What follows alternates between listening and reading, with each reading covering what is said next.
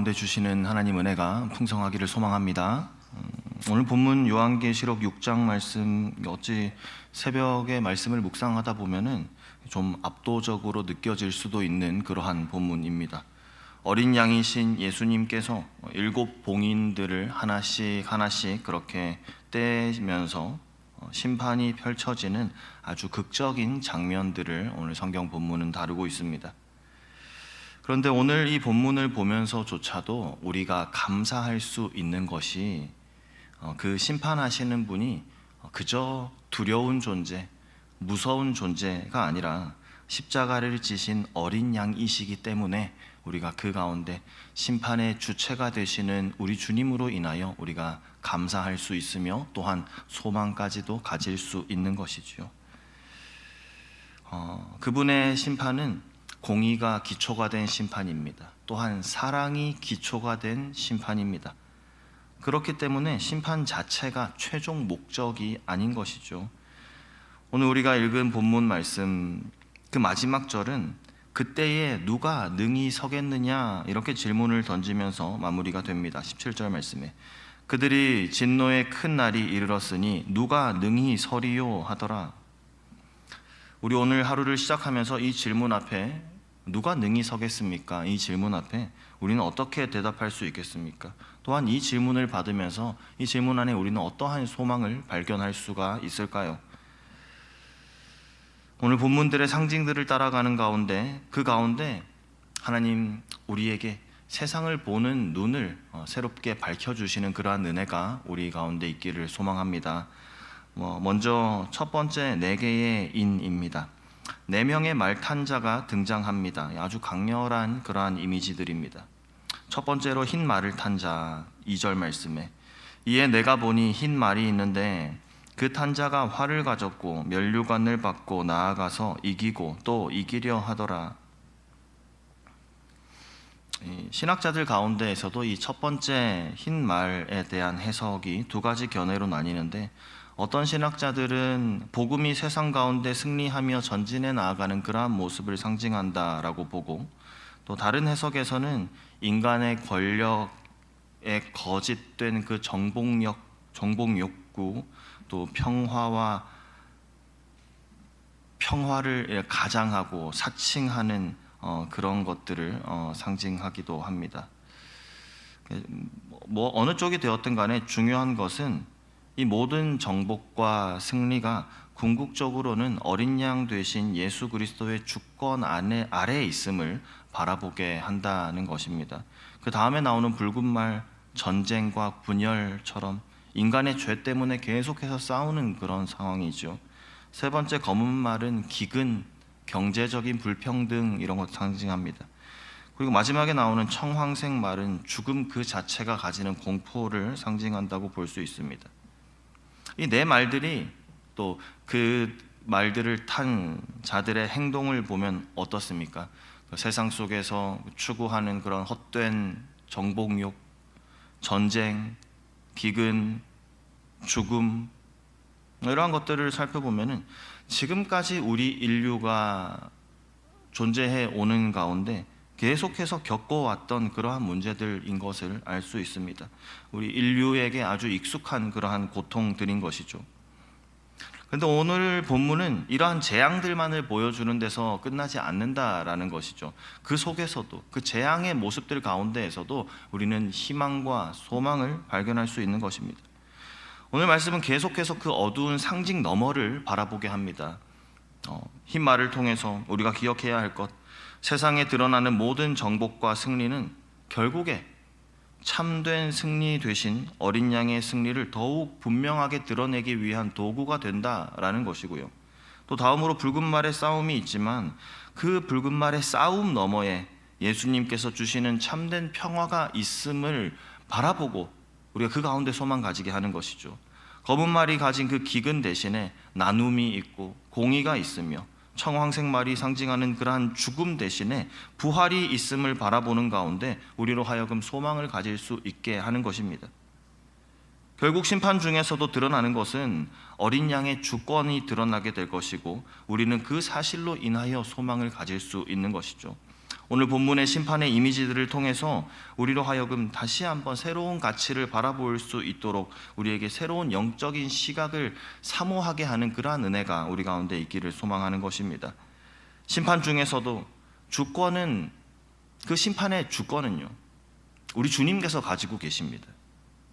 보이는 것들의 마음을 빼앗기거나 그러한 보이는 상황에 우리가 압도당할 것이 아니라 주님께서 약속하시는 최후 승리를 우리가 믿는 것이죠. 주님께서 주시는 그 참된 평안을 잃어버리지 않고 우리가 어떤 상황 가운데에서도, 어떤 보이는 것들 앞에서도 하나님 우리에게 주시는 그 평안함 가운데 우리가 담대할 수 있기를, 또 우리 마음의 이 평안을 빼앗기지 않을 수 있기를 소망하는 것입니다. 다음 장면에서 이 5번째 인으로 넘어가면은 이 분위기가 또 완전히 달라집니다. 9절 말씀에 5째 인을 떼실 때에 내가 보니 하나님의 말씀과 그들이 가진 증거로 말미암아 죽임을 당한 영혼들이 제단 아래에 있어 순교한 그 순교자들의 영혼이 등장합니다. 그들이 제단 앞에 또 제단 아래에서 외치는 것이죠. 주님, 우리의 피를 갚아주시옵소서. 우리의 그 억울한 피를 주님 기억하여 주시고 갚아주시옵소서. 이 말씀을 통해서 발견할 수 있는 하나님은 어떤 하나님이십니까? 억울한 우리의 외침을 결코 외면하지 않으시는 분이 우리 하나님이시다라는 것을 우리가 발견할 수 있습니다. 우리의 외침을 들으신, 그리고 이 순교자들의 외침을 들으신 하나님, 들으셨으나 그 바로 복수하지 않으시고 잠시 기다리라, 그렇게 응답을 하시는 것이죠. 11절 말씀에 각각 그들에게 흰 두루마기를 주시며 이르시되 아직 잠시 동안 쉬되 그들의 동무종들과 형제들도 자기처럼 죽임을 당하여 그 수가 차기까지 하라 하시더라. 하나님께서 왜 기다리라고 하시는가? 이 시간이, 그때가 언제가 되었든 간에 하나님께서 정하신 시간이 있다라는 것입니다. 이때가 바로 하나님이 정하신 때입니다. 그리고 어쩌면 더 많은 사람들에게 회개할 수 있는 그러한 기회를 주시는 자비의 하나님을 우리는 또한 이 가운데에서 발견할 수 있는 것이지요. 궁극적으로 보면요, 결과적으로 보면 완전한 보복 그리고 위로가 반드시 임할 것임은 변함이 없습니다. 하지만 하나님께서 우리에게 기다리게 하실 때에는 그 기다림 가운데 또 다른 하나님의 계획과 또 하나님의 의도가 있을 수 있는 것을 또한 우리가 볼 수 있어야 하는 것이죠.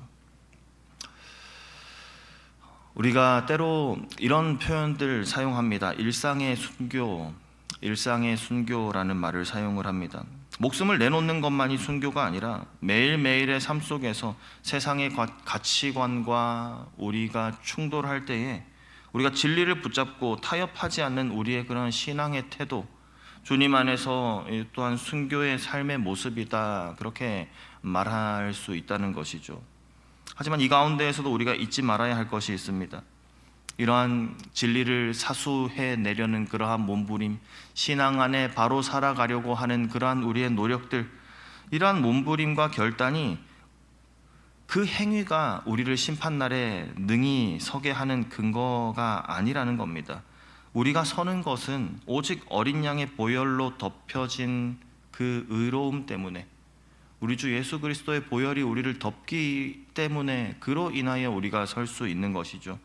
그럼 우리가 애쓰는 것은 무엇입니까? 우리가 생활하면서 신앙 가운데 바로 서려고 노력하는 것, 복음의 진리의 말씀을 사수하려고 노력하는 것, 이러한 것은 우리의 애씀과 결단, 이러한 것들은 하나님께서 우리에게 주시는 은혜에 대한 감사의 표현인 것입니다. 자연스러운 행동으로 그렇게 이어지는 것이지, 그리고 우리가 하나님 앞에서 바로 설 수 있는 것, 하나님 예수 그리스도의 십자가 보혈 때문이다, 우리의 행위나 공로가 때문이 아니다 라는 겁니다. 그렇기 때문에 우리는 매일의 삶 속에서도 우리의 힘과 우리의 결심을 의지하며 살아가는 것이 아니라 심판을 통해서 완성하실 하나님 나라의 승리를 신뢰하는 가운데 어린 양께서 이미 이루신 그 구원의 확실함 안에서 담대하게 살아갈 수 있기를 소망합니다. 이 은혜가 우리로 하여금 부당함 가운데에서도 진리를 붙잡게 합니다. 주님을 더욱 의지하게 합니다. 세상 속에서도 흔들리지 않는 믿음으로 살아가게 하실 줄 믿습니다. 이제 마지막으로 6번째 인입니다. 6번째 인이 되어질 때에는 이 스케일이 다릅니다. 지진이 일어나고 해와 달이 변하고 별들이 그 빛을 잃어버립니다.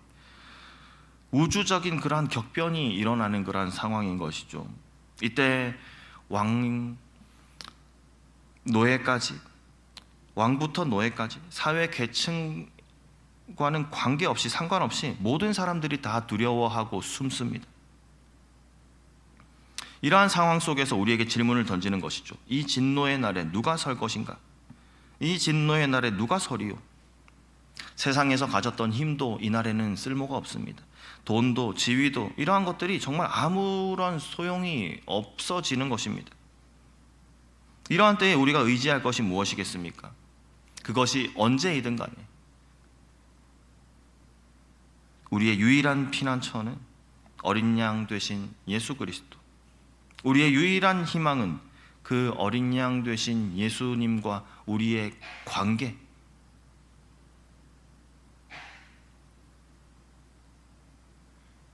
이것을 우리가 의지할 수 있는 것입니다.